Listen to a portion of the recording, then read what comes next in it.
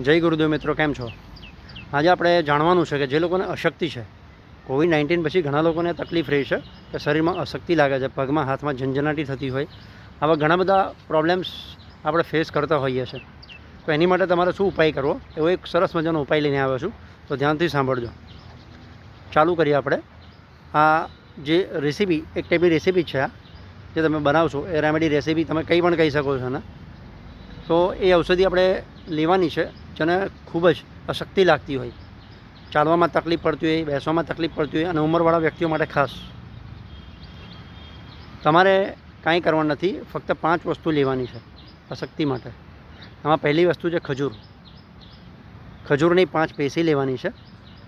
એ ખજૂરની 5 પેશીને એની ચીરીઓ પાડી દેવાની છે. આપણે નાના નાના ચિપ્સ કરી લેવાના છે ખજૂરની 5 ચીરીઓના. એના પછી ખજૂરની અંદર તમારે અંજીર લેવાના છે 3. 5 પેશી ખજૂર, 3 અંજીર અને કાળી દ્રાક્ષ. કાળી દ્રાક્ષ લેવાની છે 50 ગ્રામ. 5 ખજૂરની પેશી, 3 અંજીર, 50 ગ્રામ કાળી દ્રાક્ષ. આ 3 વસ્તુને ભેગી કરવાની છે અને એનું મિક્સરની અંદર ક્રશ કરી દેવાની છે. આ 3 વસ્તુને અંજીરના નાના ટુકડા કરી દેવાના અને આ બધી 3 વસ્તુને આપણે ક્રશ કરી લેવાની છે મિક્સરની અંદર. પછી તમે આ ક્રશ કરવા બેસો એના પહેલાં 50 ગ્રામ સાબુદાણા તમારે પલાળી રાખવાના છે. 3 કલાક પહેલાં પલાળી દેવાના. પછી આ બધી રેસીપી ચાલુ કરવાની તમારે. પછી આ 3 વસ્તુ ક્રશ થઈ જાય તો સાબુદાણાની અંદર 1 ગ્લાસ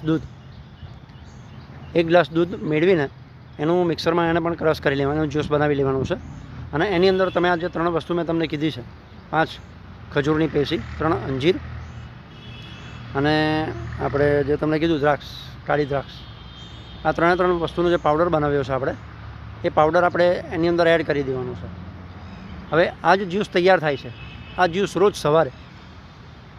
સવારે 1 કેળું ખાવાનું છે અને એના 15 મિનિટ પછી, એક કેળું ખાધા 15 મિનિટ પછી એક ટાઈમ તમારે ફિક્સ રાખવાનો છે.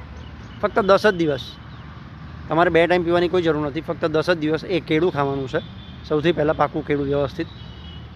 અને એની પાછળ 15 મિનિટ પછી આ જે જ્યુસ બનાવ્યું છે આપણે, એ જ્યુસનું સેવન કરવાનું છે. હું તમને ગેરંટી આપું છું, 3જા જ દિવસથી તમારી અશક્તિની જે શરીરમાં અશક્તિ લાગતી હોય, ઝંઝનાટી લાગતી હોય, તમને 50% 3જા દિવસથી ફરક પડશે.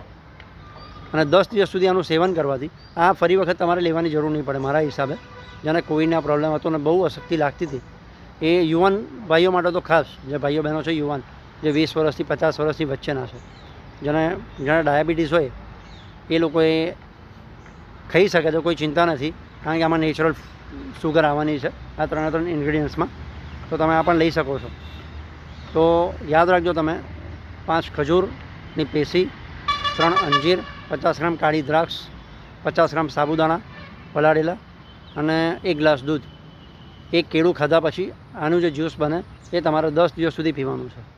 અને તમને કેવો ફરક પડ્યો એ મને કમેન્ટ કરીને કહી શકો છો. મારી ચેનલને સબસ્ક્રાઈબ કરજો, લાઈક કરજો અને શેર કરજો. જય ગુરુદેવ.